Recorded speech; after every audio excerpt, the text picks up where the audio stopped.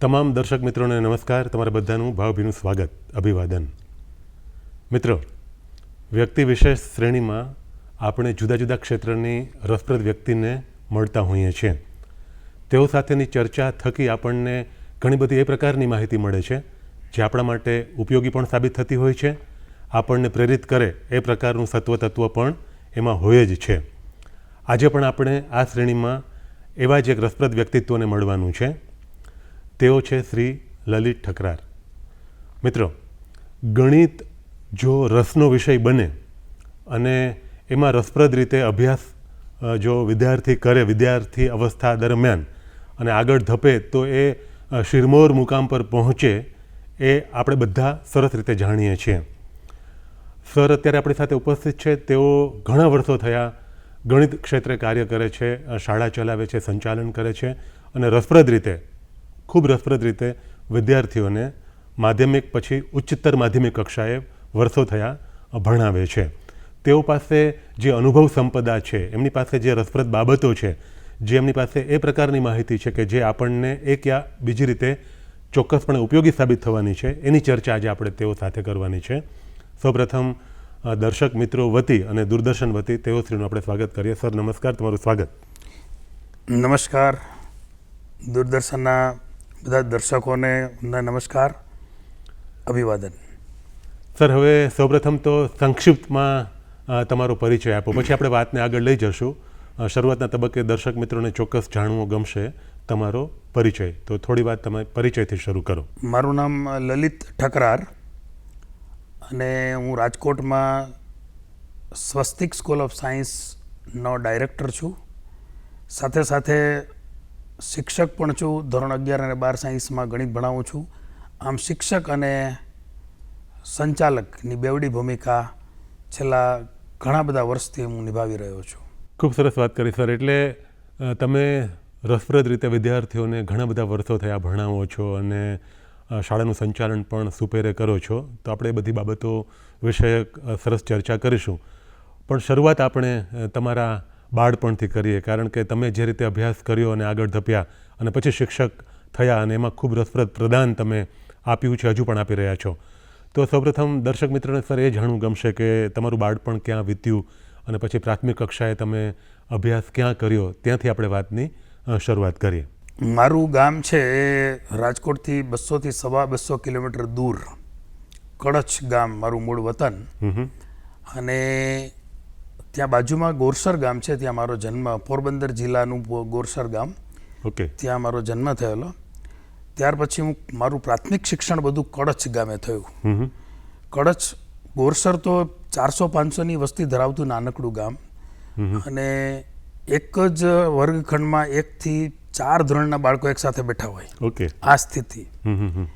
અને બાજુમાં કડછમાં થોડું શિક્ષણ પ્રમાણમાં સારું, એટલે ત્યાંથી કડછ અમે શિફ્ટ થયા અને ત્યાં 1 થી 7 ધોરણ સુધી કડછમાં ભણ્યો. અને 6ઠ્ઠા ધોરણ વખતે મારી સાથે મારા કુટુંબ સાથે ઘટના બની. હું 6ઠ્ઠા ધોરણમાં ભણતો હતો.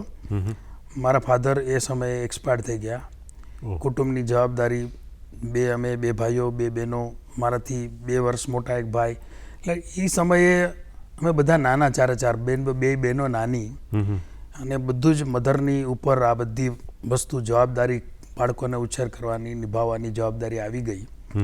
પણ એમણે હિંમતપૂર્વક કે નહીં, બાળકોને ભણાવવા છે, અને એણે મને 7મા ધોરણમાં પૂરું થયું પછી 8મા ધોરણમાં રાજકોટ મને ભણવા માટે મોકલ્યો.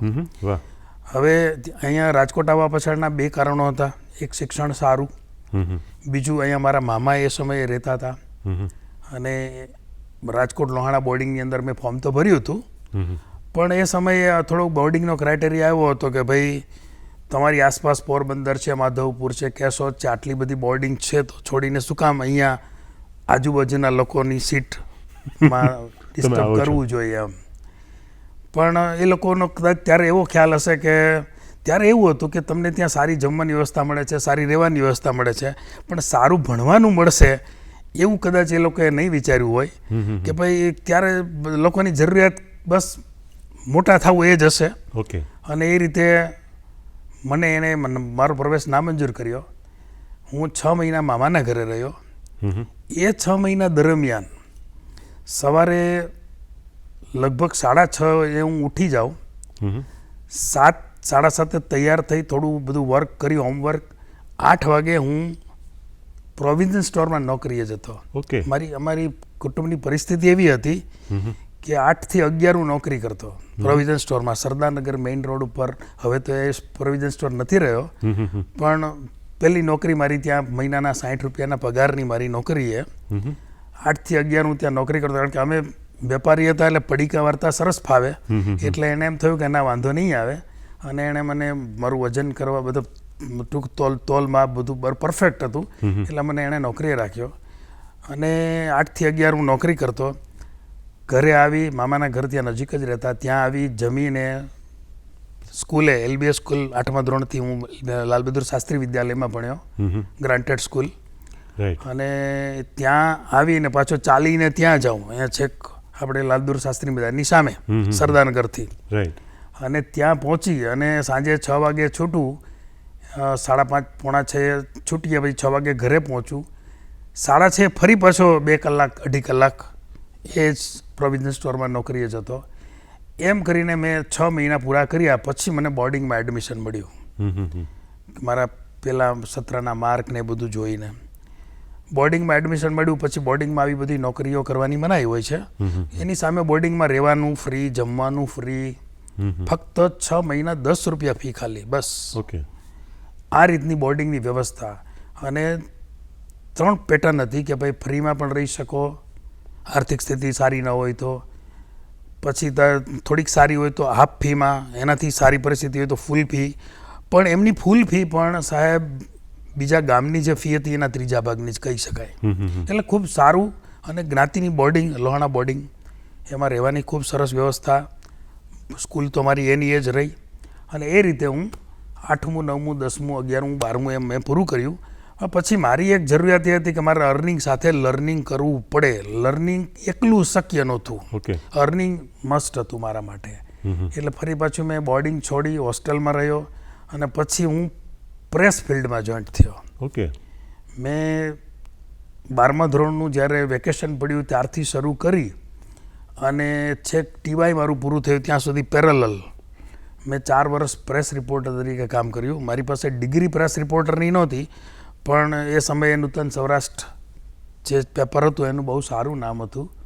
અને હંસાબેન રાવલ, થેન્ક્સ ટુ હંસાબેન રાવલ, કે એણે મને એક નાનકડા ઓલા, મારા માટે તો એ બહુ મોટું છાપું હતું, બીજા માટે મે બી કે ભાઈ આ, પણ એ મને એક ત્યાં તક આપી. અને મારે તો સેલેરી મને મળતો હતો, મારે જોબ જે મારે મતલબ શોખ હતો એ મને જોબ મળતી હતી.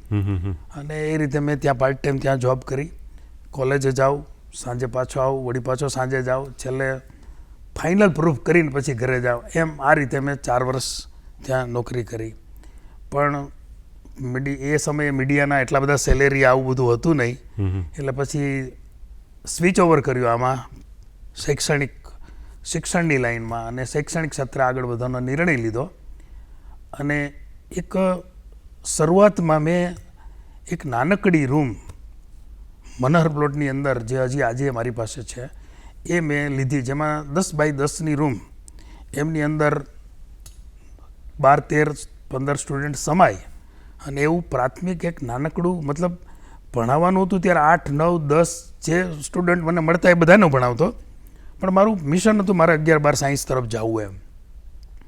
અને એમાં મને ગ્રુપ ટ્યુશનથી મેં શરૂઆત કરી. અને પછી એમ કરતાં આગળ એ ક્લાસીસ ધીમે ધીમે આગળ વધતા ગયા. અને એક તબક્કે એવો આવ્યું કે 10 બાય 10ની રૂમમાં હું 15 વિદ્યાર્થીઓને ભણાવું, તો આપ વિચારી શકો કે મારે 100 વિદ્યાર્થી ભણાવવા હોય તો કેટલી બેચ કરવી પડે, અને બધાના ટાઈમ એડજસ્ટ થાય ન થાય. એટલે મેં વાલીઓને કહ્યું, ધસારો પુષ્કળ હતો કે ભાઈ આવું તમારી પાસે ભણવું છે. એક સાથે વિધિન 3 days 110 એડમિશન આવ્યા. પછી વાલીઓને મેં કીધું જો આપ મને થોડોક સહકાર આપો, ફી એડવાન્સ આપો, તો હું મોટી જગ્યા પરચેસ કરું. ને વાલીઓના સહકારથી મેં સરદારનગર મેઇન રોડ ઉપર એક મોટી જગ્યા લીધી, અને ત્યાં બધા એ શિફ્ટ કર્યા ત્યાં બધાને. અને આ રીતે મારી શરૂઆત થઈ કારકિર્દીની.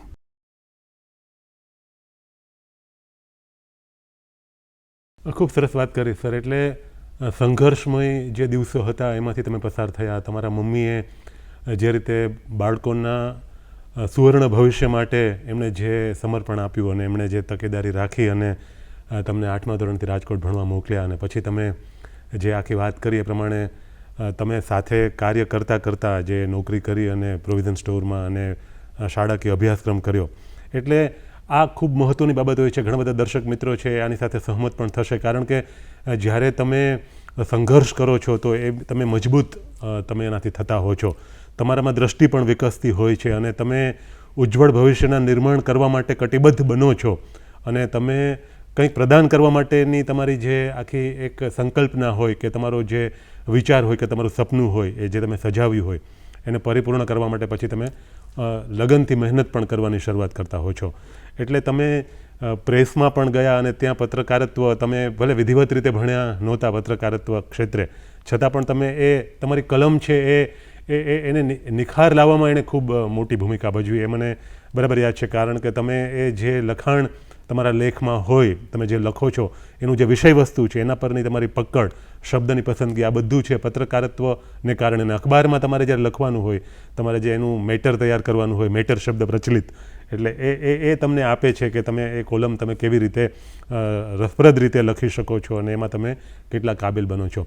હવે સર તમારી થોડી વાત તમારા બીએસસીના અભ્યાસક્રમની પણ કરવી છે. તમે 11-12 લાલ બહાદુર શાસ્ત્રી શાળામાં પૂર્ણ કર્યા પછી તમે બીએસસીમાં પ્રવેશ લીધો, અને પછી શા માટે તમે ચોક્કસ પસંદગી મેથેમેટિક્સની કરી એ પણ દર્શક મિત્રોને જાણવું ગમશે. તો થોડી વાત આપણે શરૂઆતના તબક્કે એ પણ કરીએ કે તમે જે અભ્યાસક્રમ, જે ગ્રેજ્યુએશનના જે તમારા યર્સ, તમારા વર્ષો હતા અને એના તમારા જે રસપ્રદ અનુભવો હતા, તમને જે બધા સારા વિદ્યાર્થીઓ પણ મળ્યા અને ખૂબ સારા વિદ્વાન એ પ્રકારના પ્રોફેસર્સ, તમને આખી ટીમ મળી, અને એ બધી વાતો છે એ મને લાગે છે તમારી પાસે ખૂબ એની સંપદા છે. તો હવે આપણે થોડી વાત મિત્રો સમક્ષ એ પણ મૂકીએ.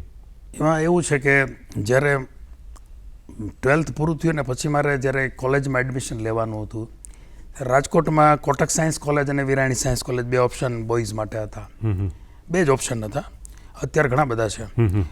તો એમાં કોટક સાયન્સ કોલેજ સેન્ટરમાં, જ્યારે વિરાણી સાયન્સ કોલેજ ગામની બહાર કહેવાતી, તો કોટક સાયન્સ કોલેજની અંદર મેં એડમિશન લીધું. મારો સ્વાર્થ આ હતો, મારે ટ્યુશન કરવા બધે જવાનું છે, પાર્ટ ટાઈમ જોબ, કારણ કે પછી પ્રેસ મેં છોડી દીધું. ટીવાય પૂરું થયા, મતલબ બીએસસી મારું ચાલુ થયું પછી મેં મોર્નિંગ પ્રેસ રાખ્યું, પણ સાંજનો ટાઈમ મેં ટ્યુશન માટે ફાળવ્યો. તો સાંજે હું વિચારું કે મારે ટ્યુશન કરવા જવું હોય તો ગામમાં હોય તો મને સરળતા રહી. તો ઓબ્વિયસ છે કે મેં કોટક સાયન્સ કોલેજની પસંદગી કરી. મેથ્સ વિષય એટલા માટે કે જનરલી જેટલા મને ટ્યુશનનું પૂછતા હતા એ બધાય મોટાભાગે મેથ્સનું ટ્યુશન રાખવું છે એવું પૂછતા હતા. એનો મતલબ મને એવું ત્યારે બહુ ખ્યાલ નહોતો, પણ એવી ખબર પડી કે જનરલી બધાને મેથ્સમાં તકલીફ હોય છે, એટલે ટ્યુશનની ડિમાન્ડ તો મેથ્સમાં જ છે. કોઈ મને એમ નહોતું કહેતું કે સમાજશાસ્ત્રનું ટ્યુશન રાખવું છે કે ભાઈ હા તમે સાથે આપો તો બધું લે, વાત અલગ છે, પણ એકચ્યુઅલી ડિમાન્ડ તો મેથ્સ અને સાયન્સ, અને એમાંય મેથ્સની સૌથી વધારે. દરેકના જ્યારે કોઈ મમ્મી પપ્પા આવતા તો એમ કે ભાઈ એનું થોડુંક મેથ્સ નબળું છે એ જોજો. એટલે પર્સનલ ટ્યુશનમાં બી, કોચિંગ ક્લાસમાં બી મેથ્સની વેકેન્સી વધારે મળતી હતી. એટલે મેં મેથ્સ જ વિચાર્યું, અને એમાં આપે વાત કરી કે સારા ફેકલ્ટી, હા એનો બહુ મોટો રોલ હોય છે. 11th-12thમાં પણ જ્યારે અમને, અમારી સ્કૂલમાં બી બહુ સારા મેથ્સના ટીચર હતા, પણ તોય અમને દર રવિવારે સૌરાષ્ટ્ર હાઈસ્કૂલની અંદર વિરાણી સાહેબ એ અમને દર રવિવારે ઓપન ફોર ઓલ, આખી રાજકોટની કોઈ પણ સ્કૂલમાં તમે ભણતા હો, પણ રવિવારે એને એ પોતે આખી સ્કૂલની ચાવી પોતે રાખતા. રવિવારે સવારે પટાવડા આવવાની આનાકાની કરે કેમ પોસાય, એમ આપણે જ ચાવી રાખીએ અને એ હોલ ખોલી દેતા, અને એમાં પોતે આખા હોલની અંદર બધાને બેસાડે. 3 કલાક કન્ટિન્યુઅસલી મેથ્સ ભણાવે. એટલે હું મારી દ્રષ્ટિએ ગણું તો મેથ્સના ઋષિ કહી શકાય. આવી વ્યક્તિ એ પછી મેં કોઈ જોઈ નથી. આટલી મેથ્સમાં ડેડિકેટેડ પર્સન એવા મેં જોયા નથી. એની પાસે હું જેટલા ચેપ્ટર્સ મને ત્યાંથી શીખવા મળ્યા ને, એમાં આજે હું ભણાવું ને તો સ્ટુડન્ટ કમ્પેર કરે ને તો એને એની ઝલક દેખાય કે આ ચેપ્ટરમાં વધારે મજા આવી. એટલે હું યાદ કરું અજય સરને કે આ જે છે ને એનું કારણ એ છે કે હું એમની પાસે આ પ્રકરણ ભણ્યો હતો. તો અને એના માટે તમારે જે તમે આજે મેં કીધું એસી ક્લાસરૂમમાં બેસીને છોકરાઓને કહું કે એસી ક્લાસરૂમમાં બેસીને ભણો છો, એવી ફેસિલિટી ત્યાં નહોતી. ત્યાં જઈને જો થોડાક મૂળા પડે તો બેન્ચ ભરાઈ જાય બધી, જો ક્લાસ હોય તો. અને હોલમાં તો નીચે જ બેસવાનું. અને અમે સાહેબના ચરણ પાસે બેસવાનો વારો આવ્યો છે, ક્યાંય જગ્યા જ ન હોય તો સાહેબના પગ આપણે અડી જાય એટલે બેસવાનું. અને 3 કલાકથી વચ્ચે આ તો તમે સાથે પાણીની બોટલ લઈ આવો, વિદ્યાર્થીઓ બધા કરતા હોય, ચાલુ ક્લાસે પાણી પીવાની પરમિશન માગો કે સાહેબ નબળા હોય તો એમને પી લ્યો, એવું ત્યારે નહોતું. કાંઈ સાથે લઈ જ નહીં જવાનું, બહાર જ્યાં નળ હોય ત્યાં પાણી પીવાનું અને ત્યાં 3 કલાક કન્ટિન્યુઅસલી બેસવાનું. એ તાકાત હોય તો જ આવવાનું. તો એવું સારું એની પાસેથી શિક્ષણ મળ્યું. એક વિરાણી સર, એમાં કોલેજમાં પંચાસરા સર અને ઠાકર સાહેબ, હા બેનું બહુ જબરદસ્ત મેથેમેટિક્સ. પંચાસરા સાહેબ વિશે તો એવું કહી શકાય કે એ આખા વર્ષમાં પહેલેથી પ્લાનિંગ આપી દે કે હું આટલા લેક્ચર લઈશ, અને એ 12 જ લેક્ચરનું પ્લાનિંગ આપે. ઓકે. એ 12 લેક્ચરમાં મેથ્સ પૂરું, પણ એનો લેક્ચર કેટલા કલાકનો હશે એ નક્કી નહીં. એ આવે, હજી આવે એટલે આપણે ઓલો સર આવે ને પછી બધાને સીધા બેસવાનું કે ને એવું બધું આપણે જનરલી સરખા બેઠા કે નહીં જુએ ને એવું કંઈ એનામાં એવી કોઈ વાત નથી. એ જુએ કે બસ મારો ક્લાસ આવી ગયો છે, એન્ટર નો થયો હોય છે, લોબીમાંથી બોલતા આવે. ઓકે. આ પ્રકરણ ને આ ટોપિક ને, અને એ આવે ત્યાં એ બોલતા બોલતા બોર્ડ સાફ કરી નાખે. અને બોર્ડ સાહેબ દિવાલ આખી અને ડસ્ટર ચક બોર્ડ, આજની જેમ સારા બોર્ડ નહીં, એ તો ટીબી થઈ જાય જો એવી રીતે કોઈ ભણાવે તો અત્યારે તો બધાને એવા બોર્ડ, ડસ્ટ બધી ઉડે એવા. એ ભણાવે અને એ 3 કલાક 2 કલાક એના પછીની ફેકલ્ટી જોઈ જાય. પંચાસર સાહેબ લેક્ચર લે છે તો એ વયો જાય કે હવે આપણે આજ રિસેસ, આપણું કામ આજે પૂરું થઈ ગયું. એ 3 કલાક એક ધારા, 2 કલાક એક ધારા, એ 12 લેક્ચર, આમ 12 ચોક 48 કલાક, 12 તેરી 36 કલાક જેવું કામ થઈ ગયું એનું. એ સબ્જેક્ટ પૂરો કરે. અને એની નોટમાં જો એક લેક્ચર તમારો છટકી ગયો તો એ ચેપ્ટર લગભગ વયું જાય તમારું. પણ એની મેથડ બહુ સરસ હતી, બહુ જ સારું એમ. અને કાંઈ મેથ્સ સિવાય બોલવાનું જ નહીં. આ એમનું એક મને બહુ એનો ફાયદો થયો કે એનો લેક્ચર મેં કોઈ દી છોડ્યો નથી અને બધું વ્યવસ્થિત રીતે ભણ્યા. ત્યાર પછી એક ભરાડ સર, જેનો પણ એની ભરાડ સર પાસે બીજી બધી ઘણી ક્વોલિટીઝ છે, મેથ્સ તો છે જ, એ સિવાય બીજું મોટિવેશનલ આ તે, એમની પણ આપને બહુ સારો લાભ મળ્યો એમ. એટલે જે સ્ટડીની અંદર જે બધા આવા વિરલાઓ આપણને મળતા ગયા અને એ બધામાંથી આપણે ગ્રહણ કરવાનું વિચાર્યું તો એનો આપણે ભણાવવામાં અત્યારે ખૂબ જ ફાયદો થાય છે.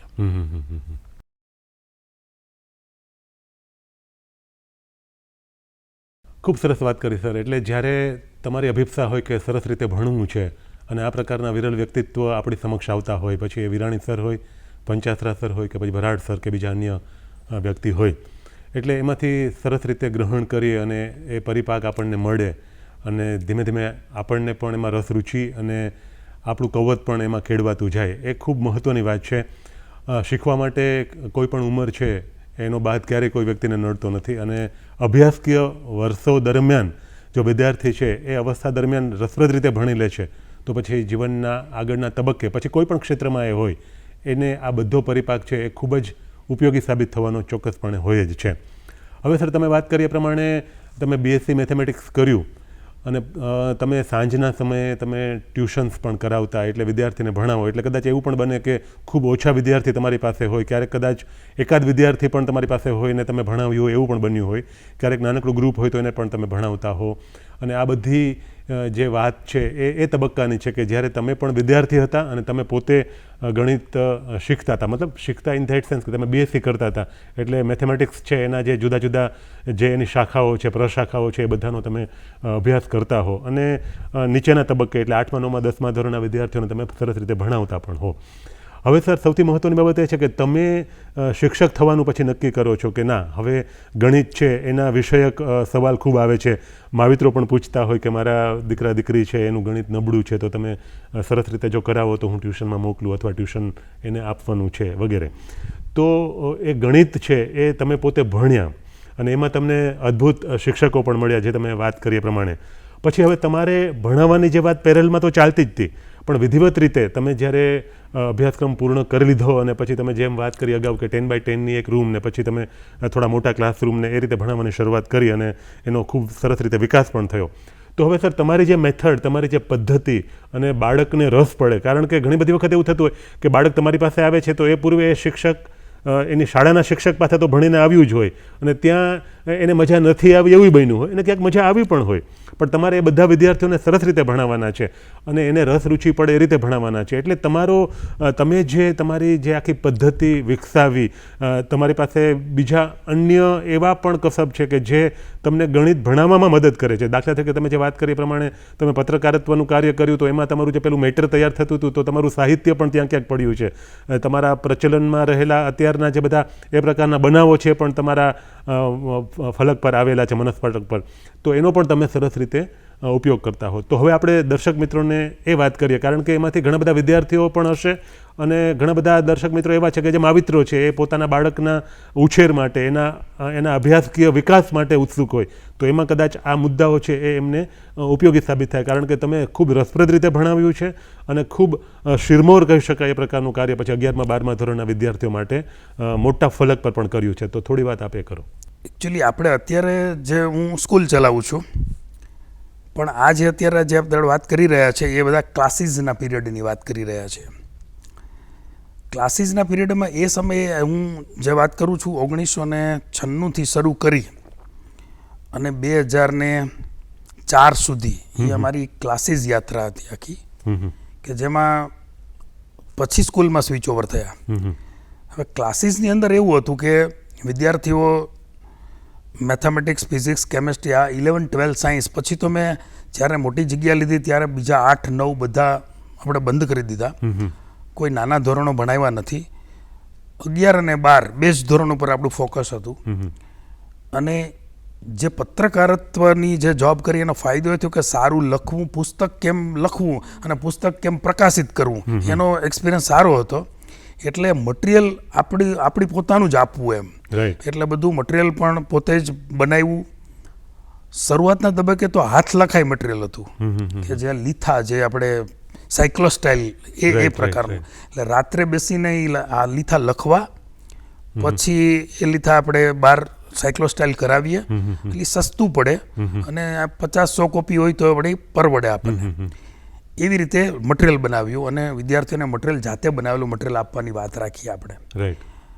અને સાથે સાથે ભણાવવાની પદ્ધતિમાં વસ્તુ એવી હતી કે મને જ્યારે કોઈ વસ્તુ જે સમયે મને ન સમજાતી ત્યારે કોઈ ટીચરે મને ઠપકાર્યો હોય કે જ્યારે હું ભણતો ત્યારે કે આટલું નથી સમજાતું એમ. મેં એ આટલું નથી સમજાતું એ વાતને પહેલાં ચોકડી મારી કે આપણે એવું ક્યારેય નહીં કહેવું, કારણ કે એટલું આપણે નહોતું સમજાતું એટલે તો આપણે એને પૂછતા હતા. તો હવે આપણને કોઈ પૂછે તો આપણે એ શબ્દ બને ત્યાં સુધી નથી બોલવો. કોઈક વાર બોલાઈ જાય વાત અલગ છે, પણ તરત આપણો ભાવ એવો હોય કે ને સમજાવવું છે આપણે સારી રીતે. એટલે સારી રીતે સમજાવવા માટે ઘણી પદ્ધતિઓ, જેમ કે મારે લક્ષ સમજાવવું છે તો એ મારે લક્ષ 12મા ધોરણમાં ત્યારે આવતું, હવે થોડું 11મમાં બી આવે છે. 12મા ધોરણમાં આવતું તો મારું પ્લાનિંગ 11થી હોય કે મારે લક્ષ સમજાવવું છે તો લક્ષની અંદર મારે જરૂર શેની પડશે, તો એ કે ભાઈ વિધેય તો જોઈએ જ એમ. તો વિધેય જો સમજવું હોય તો થોડું ગણ તો સમજવું જ પડે. તો ગણ હોય તો થોડુંક નંબર લાઈન વિશે પણ થોડુંક માહિતી લોકોને હોવી જોઈએ એમ. તો શરૂઆત હું N થી કરું એમ, N, Z, Q, R એમ, કે ભાઈ આ બધા શું છે એમ. એક નાનામાં નાની પ્રાકૃતિક સંખ્યા 1 ને ભગવાને 9 જ આપ્યા છે એટલે નેચરલ નંબર 9 જ છે, બાકી પછી કાંઈ ભગવાને આપ્યું નથી. પછી બધું 0 ને બધું આર્યભટ્ટે આપ્યું, માણસે આપ્યું, આવું એને એક વસ્તુ. એટલે એને ખબર પડે કે 9 પ્રાકૃતિક ભગવાને 9 જ નંબર આપ્યા છે, એવો આમ બધું ખબર જ હોય એ લોકોને. પણ છતાંય એને એમ થયું કે આ કંઈક આમ લિંક બરાબર બેસે છે. કેમ -1 કેમ આવ્યો, -2 કેમ આવ્યો, મતલબ એ આખી વસ્તુ એને સંખ્યા રેખા ઉપર વ્યવસ્થિત સંખ્યા આવી. અને R જ્યારે આપણે સળંગ લીટી દોરી નાખીએ છીએ ત્યારે તો તમે R દોરો છો, આ Z નથી દોરતા કે N નથી દોરતા એમ. તો દોરવું જોઈએ. પહેલી વાર સાહેબ તમે કોઈને પણ કહો ને કે Z મને આમાં ડ્રો કરીને આખી લીટી જ દોરી નાખશે, તો આમાં બધી સંખ્યા આવી ગઈ. પછી એને વિચાર આવે કે Z એટલે તો વચ્ચે ખાલી છોડવા પડે, N એટલે તો 1 થી જ શરૂ કરીને વચ્ચે ખાલી છોડવા પડે. આવી નાની બાબતો, કારણ કે એ વસ્તુ જ્યારે એને ક્લિયર થાય ને તો તમે સંખ્યા રેખા નંબર લાઈન ચેપ્ટર સમજાવો ને જ્યારે 11th ની અંદર, તો એને એ ઇઝી પડે. કોઈ મોટા કોઈ ગણની વાત જ્યારે કરવી હોય કે આ અનંત ગણ છે, કેવી રીતે બધા અંતરાલો કેમ સમજાવે, એ એને ખ્યાલ આવે. તો એક બહુ પાયાથી ઉપાડવું અને ત્યાર પછી આગળ વધવું એમ. મેથેમેટિક્સમાં વિદ્યાર્થી આ તો બધી જગ્યાએ ટ્યુશનમાં જવું પડતું, એમ નહીં કે ભાઈ બધા એક જગ્યાએ બધા વિષય મળી રહી. એવા રાજકોટમાં 1-2 કોચિંગ ઇન્સ્ટિટ્યૂટ હતા, પણ કોઈ વિદ્યાર્થી છે કે નહીં મારે તો ફિઝિક્સમાં એક્સ સર પાસે જવું છે, કેમિસ્ટ્રીમાં વાય નામના સર પાસે જવું છે, બાયોલોજીમાં ઝેડ નામના સર પાસે, અને મેથેમેટિક્સમાં એ નામના સર પાસે જવું છે. તો 4 જગ્યાને ફરવું પડતું, અને તોય પોતાની ચોઈસના સર એ લોકો પસંદ કરતા હતા. હવે મારે એવું હતું કે મારા જે ક્લાસીસ હતા, મેં સરદારનગર મેઇન રોડ ઉપર, એ 4થો માળ હતો. આજે મારે અહીંયાથી અહીંયા સુધી એક પગલું આ જે ચડવાનું હતું, આ પગની તકલીફ હમણાં થઈ ગયા વર્ષે, તો મને એમ થાય કે મને એ વિદ્યાર્થી હજી મને યાદ આવે છે કે મારા 4થા માળ ઉપર એક છોકરો જેને 2 પગ પેરાલિસિસ લકવો હતો. ઓકે.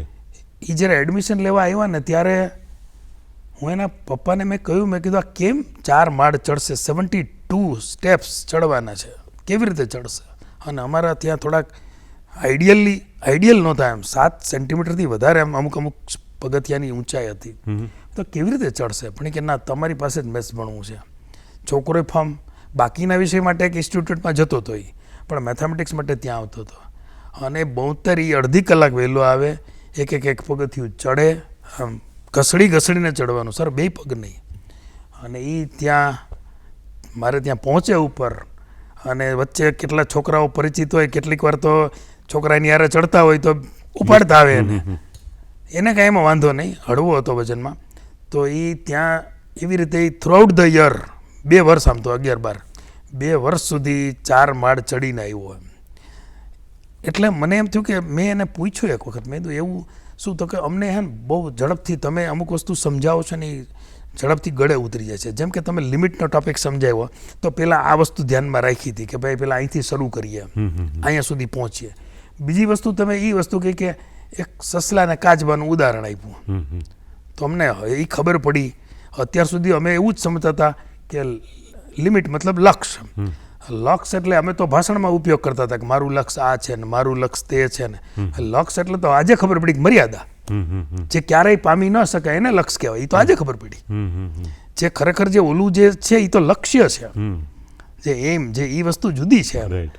તો એ સસલાના કાચબાની આજે તો આપણી પાસે એટલો સમય નહીં રહે એટલે આપણે એ ડિસ્કસ નહીં કરીએ, પણ ટૂંકમાં એ એક સ્ટોરીથી સમજાયું. અને એને કારણે એ આખું કેલ્ક્યુલસ જે લક્ષ છે એ કલનશાસ્ત્રનો પાયો છે. અત્યારનું જે મોડર્ન મેથેમેટિક્સ આખું છે એ કલનશાસ્ત્ર ઉપર જ ઊભું છે.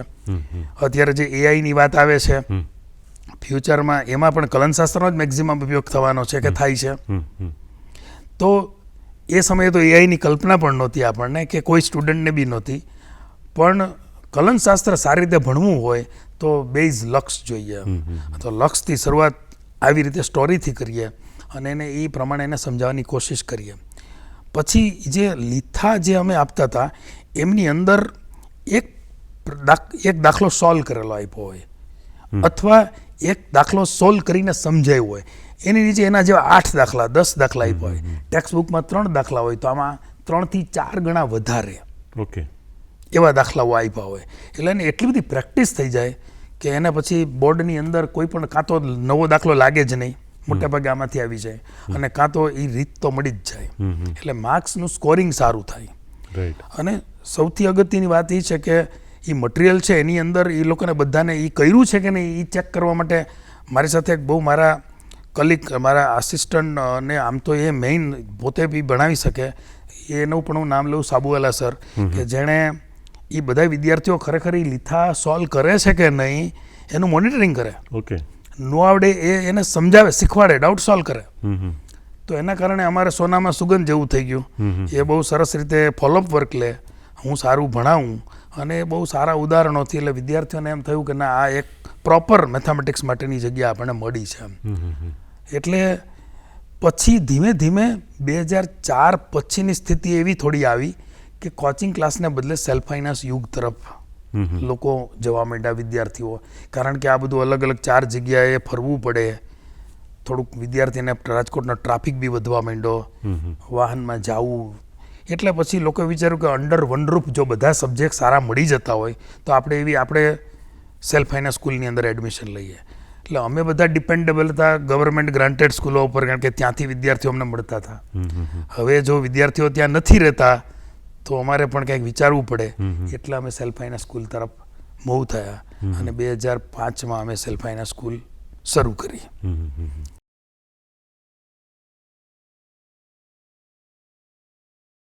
ખૂબ સરસ વાત કરી સર. એટલે ખૂબ રસપ્રદ રીતે ભણાવવું એ અતિ મહત્ત્વનું છે અને વિદ્યાર્થી છે એ રસપૂર્વક ભણી શકે એ માટે એના રસ રુચિ છે એ જાગૃત થાય, એ પ્રકારનું અધ્યાપન કાર્ય થાય, એ પ્રકારનું શિક્ષણ આપવાની શરૂઆત થાય. એટલે તમે જે વાત કરી, જે ઉદાહરણ આપ્યું કે લક્ષ્ય છે એ સમજાવવું હોય, ભણાવવું હોય, સરસ રીતે વિદ્યાર્થી સમજી શકે, તો એની પૂર્વ ભૂમિકા રૂપે તમે નંબર લાઇનથી શરૂ કરો છો અને પછી તમે એને આગળ લઈ જાઓ છો, તો એ એમના માટે ખૂબ ઉપયોગી સાબિત થાય છે. રસ રુચિ કેળવાય છે અને પછી એ કોન્સેપ્ચ્યુઅલી એ ફંડામેન્ટલ્સ એના બરાબર પાયાના સિદ્ધાંતો સમજી શકે છે અને એ પછી ખૂબ સારો દેખાવ કરી શકે છે. અને એક વખત રસ જાગૃત થાય તો પછી એમને એ ગણિત છે એ કંટાળાજનક કે અઘરો વિષય નથી લાગતો, સૌથી રસપ્રદ વિષય એના માટે બની રહેતો હોય છે અને એનો ફાયદો પછી અન્ય વિષય જેમ કે ફિઝિક્સ, તો એમાં પણ એને મળતો હોય છે અને અન્ય રીતે પણ એને મળતો હોય છે. હવે સર, આ જે તબક્કાની વાત કરી અને વિદ્યાર્થીઓની વાત કરી, ખૂબ પ્રેરિત કરે એ પ્રકારના મુદ્દાઓ પણ તમે એમાં સમાવિષ્ટ કર્યા.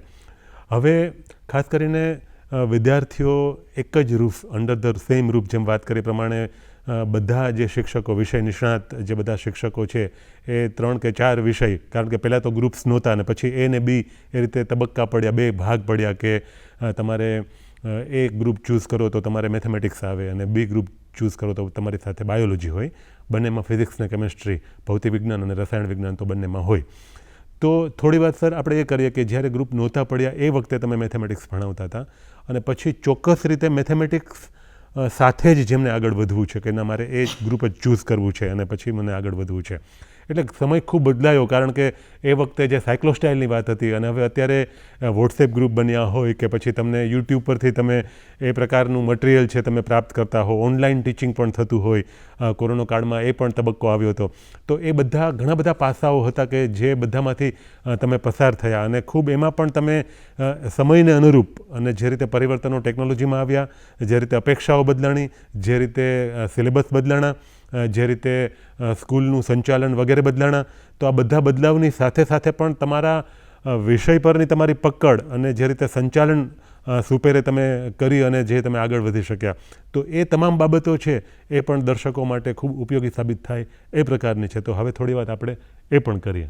જે સ્કૂલનું સંચાલન અને શિક્ષણ એ બંને સાથે કરવું, એની પાછળના 2 કારણો હતા. કારણ કે અમારું બેકગ્રાઉન્ડ કોચિંગ ક્લાસનું હતું.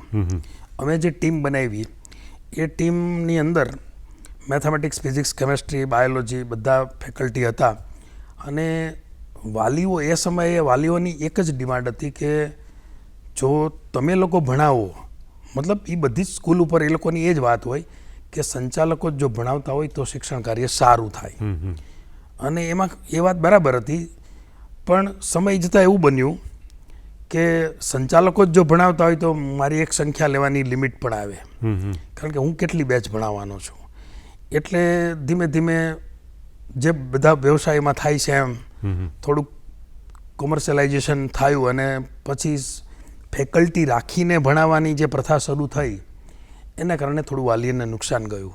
કારણ કે ફેકલ્ટી રાખીને તો તમે ઘણા બધા વિદ્યાર્થીઓ લઈ શકો, કારણ કે તમારો વર્કલોડ પછી તમે કેટલું લઈ શકો છો એમાં મહત્વનું નથી.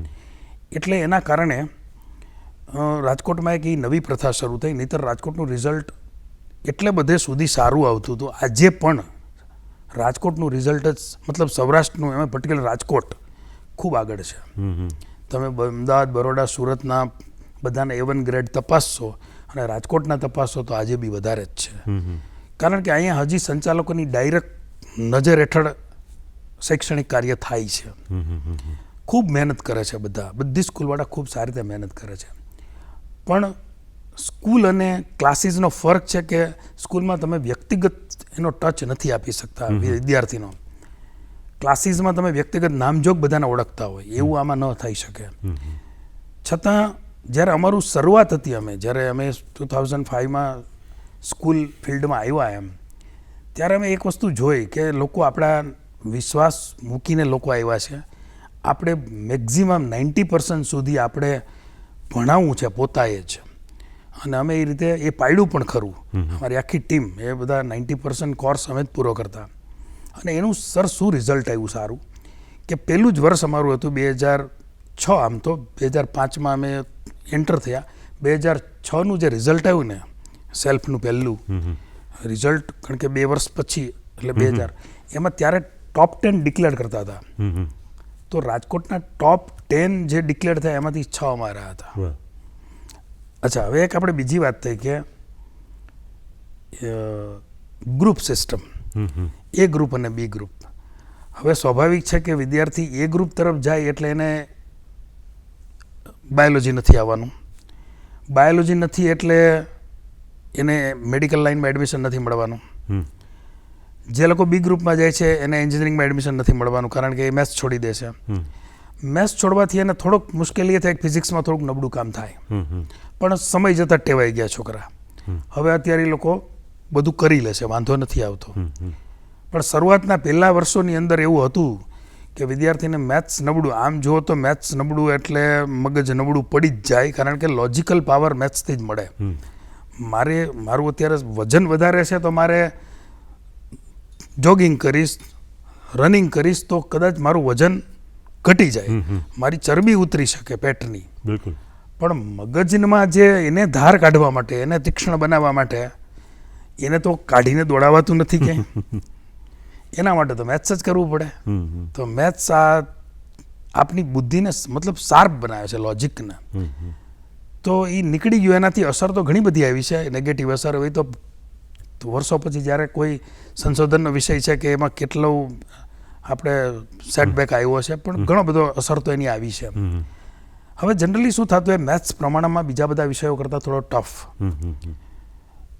અને એમાં જે હોશિયાર વિદ્યાર્થીઓ એ બી ગ્રુપ તરફ જાય, કારણ કે એને ડૉક્ટર થવું છે. રાઈટ. તો હોશિયાર વિદ્યાર્થીઓ બી ગ્રુપ રાખે, અને ઘણીવાર નબળો માસ એ ગ્રુપ તરફ આવે, તો એને ભણાવવામાં ચેલેન્જ મોટી આવે. રાઈટ. પછી કોઈ એમ પહેલેથી નક્કી જ હોય કે મારે એન્જિનિયરિંગ સાઈડ જવું છે, અને એ લોકો એ ગ્રુપમાં આવ્યા હોય તો એને ભણાવવાની ખૂબ ખરેખર મજા આવે, કારણ કે એને એક વિષય ઘટી ગયો છે, બાયોલોજીની એક મહેનત ઘટી ગઈ છે. તો સ્કોપની દ્રષ્ટિએ જ્યારે મેં એ ગ્રુપ અને બી ગ્રુપ આવ્યા એ સમયે જ મેં જ્યારે કારકિર્દીની કેડીએ પુસ્તક લખવાનું શરૂ કર્યું ત્યારે મારો આ વિષયનો ટોપિક જ આ હતો કે એ રાખો કે બી રાખો, એ તમારી ચોઈસનો વિષય છે, પણ તમને પહેલેથી નોલેજ હોવું જોઈએ કે એ ગ્રુપમાં મને કયા કોર્સ મળવાના છે, બી ગ્રુપમાં મને કયા કોર્સ મળવાના છે, અને બંને રાખીશ તો મને શું ફાયદો થવાનો છે. તો એ ગ્રુપ એન્જિનિયરિંગના બધા કોર્સ પ્લસ બધી જ કોમ્પિટિટિવ એક્ઝામમાં એન્જિનિયરિંગના વિદ્યાર્થીઓ વધારે સારું મેદાન મારી શકે, એટલે આપણે એ વસ્તુનો ઉલ્લેખ ખાસ કર્યો. બી ગ્રુપ ડૉક્ટર સ્ટેટસ અને સિમ્બોલ છે, બેસ્ટ છે લાઈન, પણ જો તમને MBBS મળે તો, અધરવાઇઝ થોડીક મુશ્કેલી છે. જેટલા એ ગ્રુપમાં પછી તક છે એટલી એમાં નથી, ધીસ ઇઝ ફેક્ટ. પણ જો જેને બી ઇન્ટરેસ્ટ છે અને મેડિકલમાં એડમિશન મળી ગયું છે તો એના માટે ખૂબ સારા સ્કોપ છે, સમાજમાં માન પણ છે અને પૈસા પણ છે, બે વસ્તુ છે. એથિકલી બી સારું કમાઈ શકાય છે, એવું નથી. તો બી ગ્રુપની અંદર એક સરસ લાઈન છે, એના કારણે આકર્ષણ શરૂઆતમાં ખૂબ હતું. અત્યારે હવે ધીમે ધીમે સ્ટેબલ થતું જાય છે, બે લગભગ 50-50 ઉપર આવી ગયું છે. ઓલ ઓવર સાયન્સનો ક્રેઝ ઘટી રહ્યો છે અત્યારે, કારણ કે થોડુંક ઇઝી ગોઈંગ થાય એવું લોકો સ્ટુડન્ટ વિચારતા થયા છે, એટલે સાયન્સ તરફ જવાનો વર્ગ ઘટ્યો છે, સામે એન્જિનિયરિંગ, મેડિકલ બધાની સીટ વધી રહી છે, એટલે એડમિશન હવે આજકાલ બહુ ઇસ્યુ નથી રહ્યો. મેડિકલમાં છે હજી, પણ એન્જિનિયરિંગમાં બહુ નથી. હા, એન્જિનિયરિંગમાં ક્યાં થોડોક ઇસ્યુ છે કે જ્યાં તમારે ટોપ 10, ધારો કે ફોર એક્ઝામ્પલ નિરમા કે એવી બધી સારી કોલેજ છે, DIICT છે, નિરમા છે, એવી બધી ટોપ કોલેજ છે, એની અંદર આજે થોડોક ઇસ્યુ છે કે ભાઈ મને સારા પર્સન્ટેજ નહીં આવે, સારો સ્કોર નહીં કરું, JEE ક્રેક નહીં કરું તો મને નહીં મળે એડમિશન. એમાં એક પ્રોબ્લેમ થોડો ગણી શકાય. પણ બાકી તો 70,000થી વધારે સીટ છે અને 35,000 વિદ્યાર્થીઓ પાસ થાય છે, તો એનો મતલબ કે દરેકને ભાગે 2 સીટ છે. એટલે આજે એવો કંઈ ઇસ્યુ છે નહીં. મેડિકલમાં બી ખૂબ સીટ વધી ગઈ છે, પેરામેડિકલમાં તો ઘણી બધી ખાલી બી રહે છે. એટલે હવે એડમિશનનો બહુ ઇસ્યુ એટલો બધો રહ્યો નથી. પણ છતાંય ગ્રુપ ખાલી જ્યારે બંને વિષય હતા ને, તો વિદ્યાર્થીને ફાયદો શું હતો સાહેબ મોટો, કે બાય ચાન્સ એને મેડિકલમાં નથી મળતું તો એની માટે એન્જિનિયરિંગ એક સ્કોપ ઓપન હતો. હવે એ એક સ્કોપ બંધ કરીને જ એક દરવાજો બંધ કરે છે અને એક જ દરવાજા ઉપર ફોકસ થાય છે. બધાને એડમિશન મળવાનું નથી, તો બહુ નેચરલ છે. તો એ એક મોટો ફાયદો ગુમાવ્યો છે સ્ટુડન્ટ્સે, કે ભાઈ મને નથી મળતું આ મેડિકલ નથી મળતું, તો મારી સેકન્ડ ચોઇસ પછી પેરામેડિકલ નથી, તો મારી સેકન્ડ ચોઇસ કોમ્પ્યુટર એન્જિનિયરિંગ છે કે સિવિલ એન્જિનિયરિંગ છે કે એ હતી, એ હવે બંધ થયું છે. હવે બી ગ્રુપનો વિદ્યાર્થી એન્જિનિયરિંગમાં જઈ શકતો નથી. અને એમાંય જે લોકો આઈઆઈટીઝ કે એનઆઈટીઝમાં એડમિશન લે છે એને તો કેવા સારા સ્કોપ મળે છે. એ તો જે લોકો એક અમારા 2-3 વિદ્યાર્થીઓ અત્યારે છે કે જેની અંદર એ લોકો આમ ઘણા છે, પણ 2-3ના મને અત્યારે સીધા હમણાં રિસન્ટલી મળ્યા એટલે ખ્યાલ છે કે લગભગ એમ સમજો ને કે 80 થી 85 લાખનું પેકેજ, એના મિસિસનું 45 લાખનું પેકેજ. તો આ જે વસ્તુ શું બતાવે છે કે એ એક 2009ની બેચનો સ્ટુડન્ટ હવે તો 15 વર્ષની અંદર એનો આટલો સરસ સેલેરી ભણી લીધા પછી 10 વર્ષની અંદર આટલો સરસ સેલેરી ને આટલું બધું મેળવવું, તો એ ગ્રુપમાં પોસિબલ છે એમ. એટલે વિદ્યાર્થીઓ જ્યારે એડમિશન ખરેખર રિઝલ્ટ આવે, 10મા ધોરણનું પરિણામ આવે, ત્યારે જ એને વિચારવાનું આવશે કે મારે એ ગ્રુપ તરફ જવું કે બી ગ્રુપ તરફ જવું. બધી જ લાઈનો ઓપન છે. કાંઈ ખ્યાલ ના આવે તો બંને ગ્રુપ રાખવા એ બેસ્ટ વિકલ્પ છે. પણ છતાંય બાય ચાન્સ એમ લાગે આપણને કે ના મારે આ જ લાઈનમાં પર્ટિક્યુલરલી જવું છે, તો એ બી ગ્રુપ અથવા એ ગ્રુપ તરફ જઈ શકે.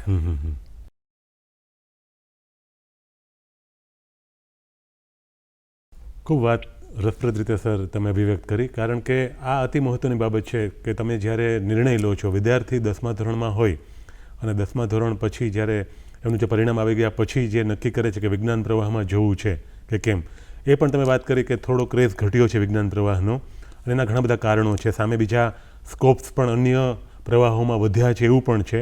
અને આમાં થોડું એ પ્રકારનું તત્વ પણ છે કે બહુ પેરિટીમાં બધું આવી જતું હોય, એને કારણે વધારે મુશ્કેલ અભ્યાસક્રમ કરવાને બદલે થોડો સરળ અભ્યાસક્રમ છે એ પસંદ કરવો એવું પણ બનતું હોય. અને આર્થિક પાસું છે એ પણ એમાં ક્યારેક અતિ મહત્ત્વની ભૂમિકા ભજવે, કારણ કે JEE અને નીટ માટેનું કોચિંગ છે એના પર્સપેક્ટિવથી પણ ઘણા બધા વિદ્યાર્થીઓ અને એના માવિત્રો વિચારતા હોય. તો સર આપણે થોડી વાત એ પણ કરવી છે, કારણ કે ઘણી બધી વખત એવું થતું હોય છે કે વિદ્યાર્થી છે એને આજુબાજુના માહોલમાંથી કે એના પિયર્સ પાસેથી કે બીજા અન્ય વિદ્યાર્થી પાસેથી કે એના અન્ય સગાવાલા પાસેથી આ પ્રકારની માહિતી મળતી હોય કે એ 11th 12th કોઈ પણ ગ્રુપ પછી જે ચૂઝ કરે, દાખલા તરીકે એ ગ્રુપ ચૂઝ કરે છે તો મેથેમેટિક્સ હશે, અને બી કરશે તો પછી એની પાસે બાયોલોજી એક વિષય હશે વધારાનો. તો એ 11મા 12મામાં જે પાયાના સિદ્ધાંતો સાથે જે બોર્ડની પરીક્ષા જે લેવાની છે, પછી એ CBSE બોર્ડ હોય કે પછી ગુજરાત બોર્ડ હોય કે અન્ય બોર્ડ હોય, તો એનો જે અભ્યાસક્રમ છે હવે તો બધું એમાં પણ પેરિટી આવી ગઈ છે, બધી સમાનતા આવી ગઈ છે, NCERTનો કોર્સ છે. તો એમાં ધ્યાન આપવાને બદલે ઘણી વખત સીધું એ JEEની તૈયારી કરવા માંડે અથવા એ જ કોચિંગ લેવા માંડે અને એ શાળાએ જવાનું પસંદ ના કરે અથવા અન્ય વિકલ્પ વિચારે, અને એવું જ નીટ બાબતે પણ થતું હોય છે. તો વિષય તજજ્ઞ તરીકે અને તમે વર્ષો થયા વિદ્યાર્થીઓને રસપ્રદ રીતે ભણાવો તો છો જ, પણ સાથે સાથે માવિત્રો જે પેરેન્ટ્સ છે એમનું કાઉન્સેલિંગ પણ તમે જ્યારે પણ ગાઈડન્સ માટે આવતા હોય તો તમે એ રસપ્રદ રીતે કરો છો, અને ખૂબ મોટા ફલક પર પણ તમે એ બધું કર્યું છે, એના સેશન્સ પણ કન્ડક્ટ કર્યા છે, એનો હું સાક્ષી છું. તો થોડી વાત આપણે એ પણ કરીએ કે પાયાના મૂળભૂત સિદ્ધાંતો છે એ અતિ મહત્ત્વના હોય છે, અને માત્ર JEE કે નીટમાં કેન્દ્રિત કરવાને બદલે ફંડામેન્ટલી બોર્ડ છે એના પરત્વે પણ ધ્યાન આપવું જરૂરી છે. ઘણી બધી વખત એવું પણ થાય કે આગળ જતાં એમ થાય કે મને પ્યોર મેથેમેટિક્સ કરવું છે કે મારે BScમાં જવું છે કે મારે રિસર્ચ વર્ક કરવું છે, તો એ વખતે પછી પહેલું કામ નથી આવતું અને બોર્ડનું પરિણામ કામ આવતું હોય છે. તો થોડી બાબત આ જે બધી છે તમારી પાસે તજજ્ઞ તરીકે ઘણી બધી માહિતી છે, તો આપણે હવે મિત્રોને એ પણ આપીએ. સર એકચ્યુઅલી આજે અત્યારે JEE અને નીટ એ બે જે એક્ઝામ લેવાય છે એ બે એક્ઝામ એવી છે સર કે એમાં 11 અને 12 બે ધોરણના પ્રશ્નો પૂછાય છે. રાઈટ. કદાચ મને લાગે છે બીજા કોઈ કન્ટ્રીમાં મેં આવી પદ્ધતિ જોઈ નથી કે 11 અને 12 2 વર્ષ સુધી તમે યાદ રાખો અને પછી તમે એક્ઝામ આપો. લગભગ મારા ખ્યાલમાં એવું નથી એમ. કારણ કે એક બાજુ આપણે અહીંયા ઇવન ઇન્ડિયામાં પણ સેમેસ્ટર સિસ્ટમ તરફ જઈએ છીએ કે ભાઈ 6 મહિના ભણો અને એનું ભૂલી જાઓ, પછી બીજા 6 પુસ્તક હતા ને 2 ટુકડા કર્યા હતા આપણે કે ભાઈ હવે આપણે એક પુસ્તક આટલું બધું આખું વર્ષ યાદ રાખવું એ તો યોગ્ય નથી, તો આ 6 મહિનાનું આ પુસ્તક, બીજું પાર્ટ 2, આ 6 મહિના માટે બીજું. અને એક આ 2 પરીક્ષા એવી કે જેમની અંદર તમારે 11 અને 12 2 વર્ષનું, એટલે વિદ્યાર્થી એનાથી ટેવાયેલો જ નથી હોતો. સીધું જ્યારે 11મા ધોરણમાં આવે ત્યારે પાછું 11માની પરીક્ષા લોકલ લેવલે લેવાય અને 12માની બોર્ડ લેવલે. એટલે એને પહેલેથી પાછું મગજમાં એવું આપણે વચ્ચે કે ભાઈ બોર્ડમાં જ ધ્યાન આપવાનું. તો સ્વાભાવિક છે કે એ 12મા ધોરણ ઉપર ફોકસ કરે. પછી હવે આ JEE ને નીટ ને એ બધી એક્ઝામ આવી તો એમાં તો 11 અને 12 બેયનું અમે પૂછવાના છીએ. તો વિદ્યાર્થી માટે એ ટફ છે. બીજું એમાં અમુક વિદ્યાર્થીઓ એમ વિચારે છે, એમ આપે કહ્યું કે ડાયરેક્ટ JEE ના ક્લાસીસ તરફ જાય તો એમ 11 ને 12 ન કરે અથવા તો એ સાયલન્ટ રાખે, તો એનાથી પહેલું પગથિયું તમે નહીં ચડો ને ડાયરેક્ટ ત્રીજા પગથિયા ઉપર સ્ટેપ મૂકવાનો પ્રયાસ કરો. લકીલી કોઈક વખત વાંધો નથી આવતો, પણ બાકી મુશ્કેલી એ છે કે તમે પહેલા 2 પગથિયા નથી ચડ્યા તો તમને ક્યારેક મુશ્કેલી કરી જ શકે.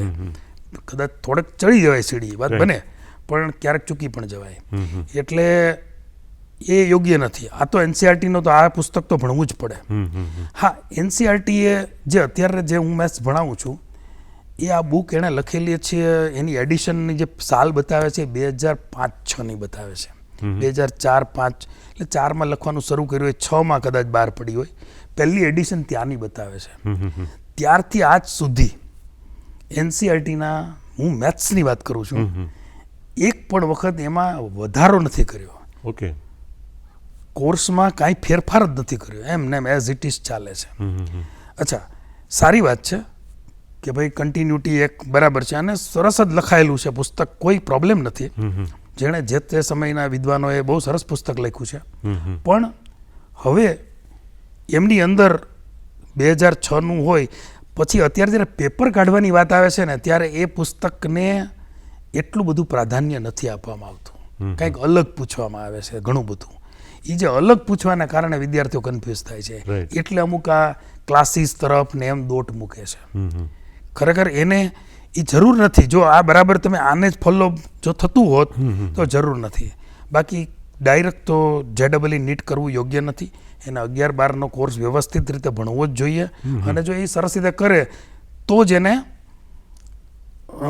એ કોર્સ આગળનું હાયર સ્ટેપ સમજાશે. એક વાત. બીજી, એ ગ્રુપવાળા માટે તો 11-12 સાયન્સના, મતલબ 12 સાયન્સના પર્સન્ટેજ, બોર્ડના પર્સન્ટેજ એડમિશનમાં ગણાય છે. નીટવાળાને નથી ગણાતા, પાછા બી ગ્રુપવાળાને નથી ગણાતા. એટલે ત્યાં પણ થોડુંક કોન્ટ્રાવર્સી છે. ખરેખર બધાને સરખું હોવું જોઈએ. તો કે ભાઈ 12મા ધોરણમાં તમારે જે બી પર્સન્ટેજ લાવશો એના આટલા ટકા તો અમે એડમિશનમાં ગણશું, એવું હોય તો વિદ્યાર્થીઓ થોડું ધ્યાન વધારે સારું આપે. પણ એની હાવ એ લોકોએ ઓલ ઓવર આખા ઇન્ડિયા લેવલે નક્કી કરેલી પોલિસી છે. એટલે એક એનો ડ્રોબેક છે કે અમુક ગ્રુપની અંદર, મતલબ એ ગ્રુપની અંદર બોર્ડના પર્સન્ટેજ ગણાય, અમુક ન ગણાય. અમુક IITsમાં એમાં પાછા બોર્ડના ટકા ન ગણાય, ખાલી ક્વોલિફાઈંગ પર્સન્ટેજ જ હોય કે આટલા હોય તો તમે એપ્લાય થઈ શકો. એટલે આવું બધું છે. એટલે 11-12માં તો સરખી રીતે મહેનત કરવી જ પડે અને ટેક્સ્ટ બુકને 100% ફોલો કરવી પડે. ખૂબ રસપ્રદ વાત સર કરી. એટલે ખરેખર વિદ્યાર્થીઓ છે એ 11મા-12મા ધોરણમાં ઉત્કૃષ્ટ દેખાવ કરી શકે એ માટે જે જરૂરી માર્ગદર્શન છે, એના જે મુદ્દાઓ છે એ પણ આપે તમારી રસપ્રદ વાતચીતમાં વણી લીધા. ઉપરાંત JEE કે નીટ છે એમાં સારો સ્કોર કરવા ઉત્સુક વિદ્યાર્થીઓ છે એમણે પણ બોર્ડનો જે સિલેબસ છે એ સરસ રીતે પોતે સ્ટેપ વાઇઝ ભણશે તો એનો ફાયદો છે બેનમૂન મળશે, એ વાત પણ સરસ રીતે કરી. તો મને લાગે છે ખૂબ રસપ્રદ વાતો થઈ છે. તમારા જે આખી શિક્ષણ યાત્રાના જે રસપ્રદ અનુભવો છે, તમે જે ભણ્યા, અભ્યાસ કર્યો અને પછી પ્રોફેશનલી કોમ્પિટન્ટ ટીચર તરીકે, એક અદ્ભુત ગણિત શિક્ષક તરીકે તમે જે બેનમૂન ભૂમિકા ભજવી રહ્યા છો, શાળાનું સુપેરે સંચાલન કરી રહ્યા છો સર. તો આ બધામાંથી ઘણી બધી ઉપયોગી માહિતી દર્શક મિત્રોને, વિદ્યાર્થી મિત્રોને, મહામિત્રોને મળી હશે. આપ અહીં આવ્યા અને રસપ્રદ વાતો દર્શક મિત્રો સમક્ષ મૂકી આપી, તો એ માટે તમામ વતી, દૂરદર્શન વતી તમારો ખૂબ ખૂબ આભાર સર. ધન્યવાદ. Thank you.